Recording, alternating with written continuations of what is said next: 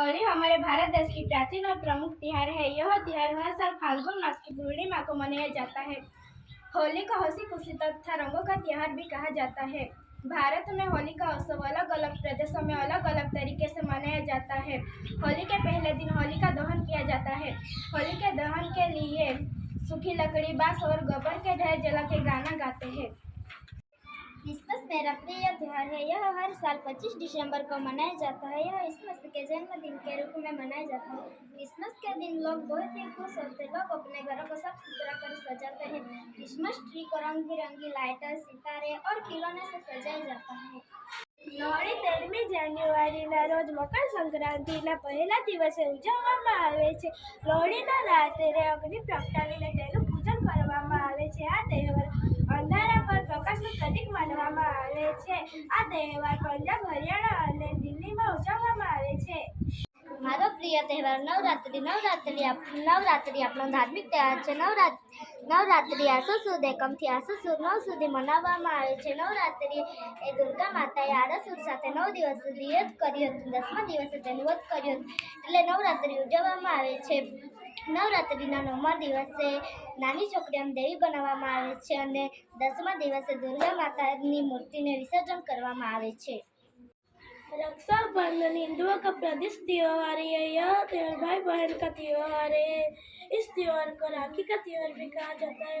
बहन अपने भाई को राखी बांधती है। पोंगल ए तमिलनाडु राज्यનો મુખ્ય તહેવાર છે। આ દિવસે પોંગલ નામની વાનગી બનાવવામાં આવે છે। ચોખા, મગની દાળ અને દૂધ, ખાંડ ને વાસણમાં બનાવવામાં આવે છે। ઓણમ કેરળમાં ઉજવાતો મહત્વનો તહેવાર છે। ઓણમ મલયાલમ કેલેન્ડરના પ્રથમ મહિનામાં 10 દિવસ સુધી ચાલતો તહેવાર છે। ફૂલોની સજાવટ, વિવિધ વાનગીઓ, નૃત્યની રમઝટ અને નૌકા સ્પર્ધા આ તહેવારની વિશેષતા છે। નૌકા સ્પર્ધા વલ્લમકાલી તરીકે પણ ઓળખવામાં આવે છે। આ તહેવારને સદિયા નામના ભોજન લેવામાં આવે છે। દિવાળી ભારતની એક લોકપ્રિય તહેવાર છે। આ તહેવાર આપણને 5 દિવસ સુધી ઉજવવામાં આવે છે। આ દિવસે ફટાકડા પણ ફોડવામાં આવતા છે। આ દિવસે લોકો એકબીજાને દિવાળીની શુભેચ્છાઓ પાઠવે છે। આ તહેવાર આપણને પ્રેમ અને એકતા શીખવે છે।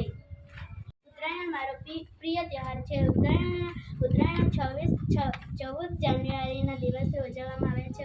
ઉત્તરાયણના દિવસે તલના લાડુ બનાવવામાં આવે છે। ઉત્તરાયણનું બીજું નામ મકર સંક્રાંતિ તરીકે ઓળખવામાં આવે છે।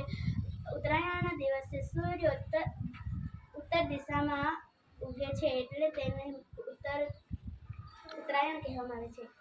લઠમાર હોળી બરસાનામાં ઉજવવામાં આવે છે। બરસાનામાં ઉત્તર પ્રદેશમાં આ લઠમાર હોળી જાણીતી છે। બરસાનામાં રાધાજીનું જન્મ સ્થળ છે। રાધાજીનું મંદિર પર ધજા ચડાવવાનો પ્રયત્ન કરે છે।